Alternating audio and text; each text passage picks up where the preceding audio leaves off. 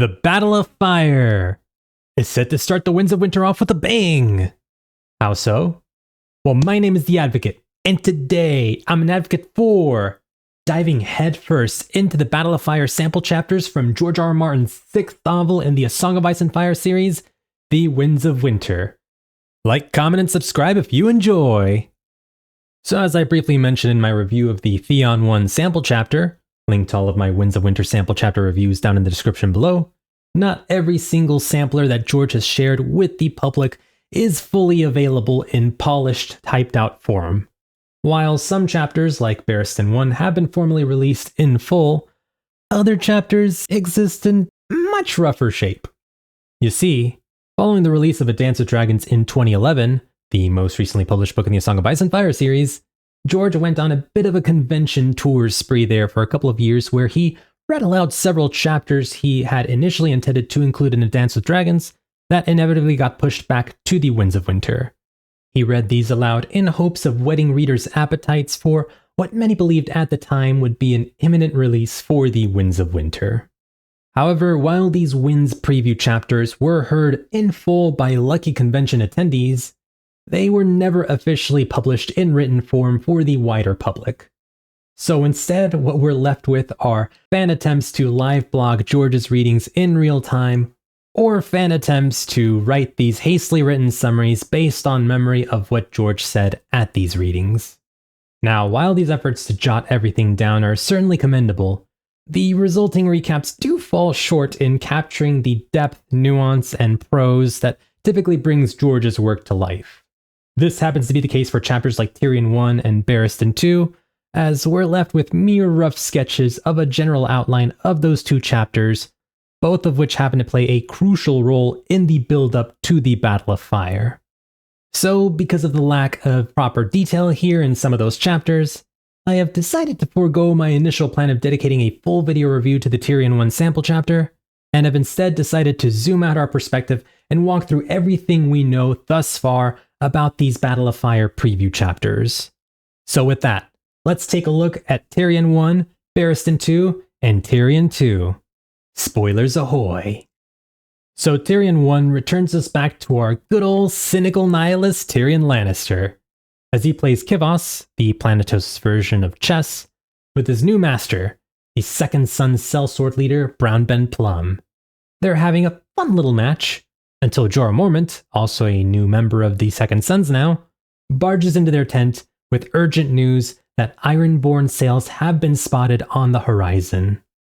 Meanwhile, on the other side of the battle lines, Sir Barristan Selmy is currently leading a charge straight into the Yunkish camps as he aims to destroy the trebuchets that have been hurling plague-ridden corpses into the city of Meereen. The Yunkish forces are caught off guard by Barristan's charge, and all seems to be going pretty well for our Meereenese forces. That is until Barristan notices something strange out at Slaver's Bay. The Yunkish blockade of ships that is meant to prevent goods from reaching the city of Meereen are burning. Other ships seem to be attacking this blockade, but the attacking ships aren't Volantene. No, they're Ironborn ships. Back in Tyrion's camp, our cynical POV dons his armor and prepares for battle as he communicates to Penny that he, Penny, and the entire Second Sons are currently on the losing side of this fight. He tries to communicate his concerns to Brownben Plum, but Ben, after learning that the Windblown Company have jumped ship to Dany's side, and with the Ironborn on Meereenese shores and dragons flying overhead, doesn't need much convincing and decides right then and there that the Second Sons have been Queen's men all along. Oh, how I would have never guessed. And that's pretty much these three chapters in a nutshell. Now, although I do think the early moments of the Battle of Fire are genuinely compelling, especially in how they give us a deeper look into both Tyrion and Barristan, it is a shame that we only have the fully typed out version of Tyrion 2 available to us, while the other two chapters remain little more than outlines. But there are still quite a few nuggets there that definitely make it worth your while to read. Looking at Barristan specifically, it's always fascinating to me to get into the mindset of this older man. He's been doing this war stuff for decades now, and while Barristan is clearly nervous at the start of this battle, he's grown numb to the adrenaline rush that might overtake a younger man. He's too old for this shit. Despite this though, some of that young man's thrill does eventually sneak its way into Sir Grandfather. Not from a clash of swords or the chaos of war, but from something else. He sees that Iron Men are coming ashore, fighting the Yunkish, and says, surprised, "They are on our side." The sellswords did not come to meet his charge because they were already preoccupied with the Ironborn. Barristan is almost gleeful. "It's like Baelor Breakspear and Prince Maekar, the hammer and the anvil. We have them! We have them!" Now, correct me if I'm wrong, but up until this point in the series, I don't think I've ever read the words gleeful and Barristan within the same sentence. Moreover, the analogy that George draws from here, comparing this new Ironborn and Myronese alliance to that of Baelor Breakspear and Maekar Targaryen, does quite a bit of heavy lifting, as it captures the same emotional cocktail of exhilaration and relief that Jon Snow felt toward the end of A Storm of Swords when Stannis Baratheon rescued the Night's Watch from the Wildlings, whilst at the same time, it also gives longtime readers a nice little wink to the Duncan Egg novellas. Moving over to Tyrion's side of the battle, there's quite a lot tucked into his chapters as well, including some fantastic prose. Sure, the way in which George uses adjective to describe the battlements and the color of the sky during the Barristan scenes is beautiful in its own right, but it's in the smaller, more character-driven moments where George's prose really shines for me. Even something as trivial as describing how Tyrion even got to Essos in the first place has a sort of elegant poetry to it that makes the story that much more entertaining. He had traveled across half the world by way of palanquin, poleboat, and pig, sailed in slave ships and trading galleys, mounted whores and horses, all the time telling himself that he did not care whether he lived or died, only to find out that he cared quite a lot after all.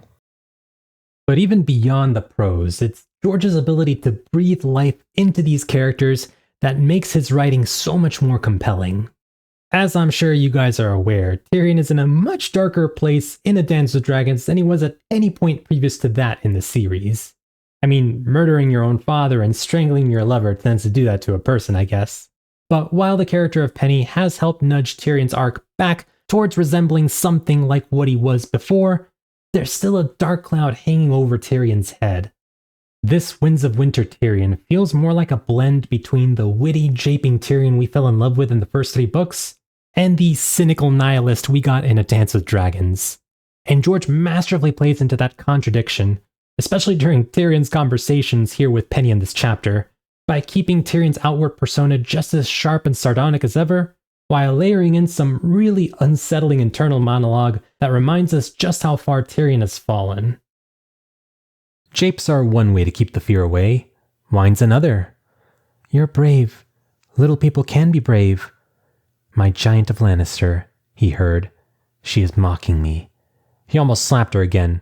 His head was pounding. "I never meant to make you angry," Penny said. "Forgive me. I'm frightened is all." She touched his hand. Tyrion wrenched away from her. "I'm frightened." Those were the same words Shae had used. Her eyes were big as eggs, and I swallowed every bit of it. I knew what she was. I told Bronn to find a woman for me, and he brought me Shae. His hands curled into fists, and Shae's face swam before him, grinning. Then the chain was tightening about her throat, the golden hands digging deep into her flesh as her own hands fluttered against his face with all the force of butterflies. If he'd had a chain to hand, if he'd had a crossbow, a dagger, anything, he would have. He might have. Whoa. This man is legitimately contemplating potentially murdering the only person who's shown him any real kindness since his trek to Essos. The fact that Tyrion's mind immediately leaps to not just killing Penny, but to strangling her, a much more visceral and personal method of murder as he showed Shae, is a chilling reminder of just how broken Tyrion still is. But what I really like about this passage, beyond just demonstrating Tyrion's ongoing struggle with his darkness, is how all of this information is communicated to the reader through subtext rather than George outright telling you that Tyrion wants to kill Penny. At no point does Tyrion's internal monologue say something like, "Penny has insulted me. How I wish to strangle her like I strangled Shae." George doesn't need to. Sure, he nudges you towards the implication, mentioning Tyrion's wish for a weapon, but he never explicitly says what Tyrion plans to do with this weapon, or even if it's meant for Penny. Instead, he shows you the thought process through scattered disjointed memories, and then allows you, the reader, to connect the dots for yourself. Now, we've touched on this before in some of my other videos, but one of my biggest complaints when it comes to other authors is how often they blurt out the subtext in their books instead of trusting the reader to pick up on it. It's a bit of a subjective taste on my part, I'll admit, but in my opinion, there's real power in showing rather than telling. When a narrative trusts the reader enough to come to their own conclusions, the emotional impact sticks with you so much longer. However, when an author spells everything out for you, not only does it weaken the emotional resonance of a scene, but it also feels a little insulting, as if the author doesn't believe you're smart enough to figure anything out on your own. And beyond Tyrion's internal psyche, that same showing, not telling storytelling style extends throughout the rest of this A Song of Ice and Fire series. Take the end of this chapter, for example. When Brown Ben Plum announces that the Second Sons have always been loyal to Daenerys' cause, Tyrion, ever the cynic, japes back, "And what a clever ploy it was." George never outright says Ben is lying, but the implication is clear. The timing of Ben's sudden change coming right after he learns that the Windblown have flipped to Dany's side, along with Tyrion's dry, sarcastic reply, says that Ben wasn't running some grand master plan, but was simply seeing the tide of battle turning and decided to flip to save his own skin.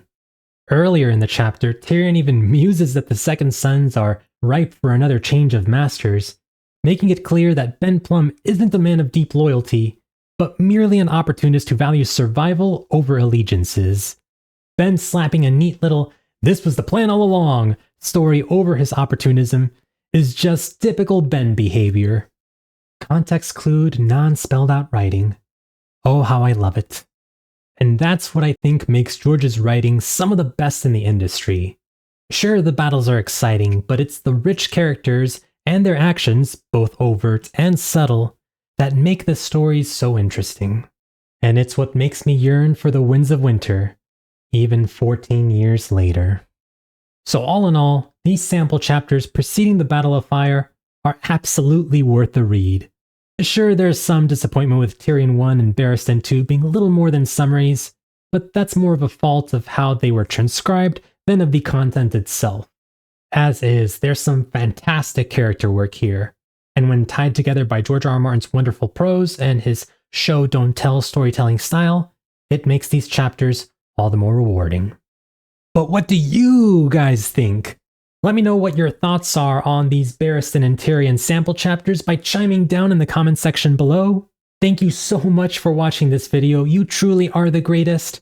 Join me next time for another Winds of Winter sample chapter review, and until then, The Advocate, out.